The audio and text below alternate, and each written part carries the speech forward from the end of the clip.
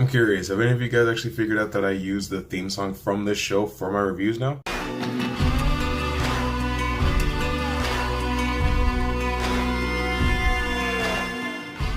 The Punisher season, the second season, like the salt and then the pepper, the second season. So Punisher season 2, as it sounds like it would be, is a continuation of Frank Castle's character journey from where we last left him off in season 1. This time, he wants to just live a normal life, but since he's a comic book character, he can't do that. And his old friend Billy Russo that he put into a coma is awake now. And things are pretty bad. Now, just from saying that, I'm pretty sure that you guys understand that I'm gonna maybe spoil some mild things about this season, so if you don't want that, I suggest clicking away.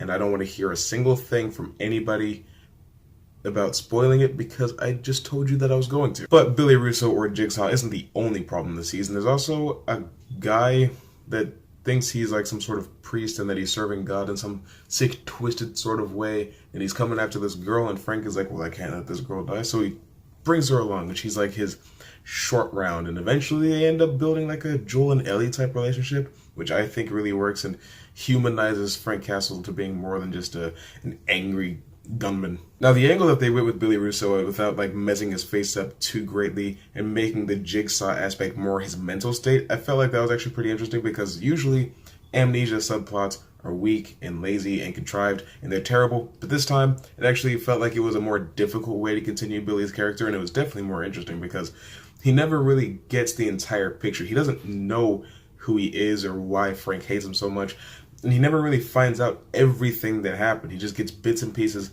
and from those bits and pieces, it seems like Frank is the villain in Billy's story. And not only is he amnesiac, but he's absolutely insane. But I'll say this, for people that are upset that like Jigsaw isn't a crime lord like he usually is, don't be too upset about that. You'll get some of that this season. But I think it's kind of interesting to note that even though he doesn't know who he is, he still ends up becoming the same type of person that he was last season. I don't know if you consider that a spoiler, but I really don't think it is. Now, I want to touch on some of the complaints that I've seen about this season. People didn't like that he had a sidekick. He doesn't really have a sidekick. Like I said, she's like Ellie to his Joel, just some kid that he's like, you know what, I'm going to protect you, and I'm going to get you to a place, and then we're done. But along the way, they start developing a closer and closer relationship. And I saw one that was like, oh, Frank let this guy live when he shouldn't have. Here's the thing. He didn't exactly plan on letting that guy live. It was more of a, hey, don't kill him. You don't need to. This is kind of borderline even for you, I think is what she said. So that's justifiable, because one thing that the Marvel Netflix shows try to do is take the character one step beyond what they are on surface level. You know, on the surface, Frank Castle is just Call of Duty shoot a man in real life. But the show tries to peel back those layers and get to the psychology of Frank Castle. And this season talks much more about who he is as a person than that season did, or even even Daredevil season 2 did. This is more like a, hey, we're going to talk about how insane you might have to be the Punisher, and how strange of a person that you'd have to be in your own mind to do these types of things. And I enjoy the fact that Billy and the Pilgrim guy, the Christian man, that guy, I don't really care about him all that much, but they're both like mirror reflections of Frank Castle. Like, on one hand, it's like, here's what Frank would have done if he had the opportunity to save his kids, and the other one is, here's what Frank will do to avenge his kids because he couldn't save them. All of that stuff I found very interesting. I love Ben Barnes' performance as Billy Russo this season, because it was a different type of thing that he did last season. But now that I've said so many positive things, I gotta say some negative.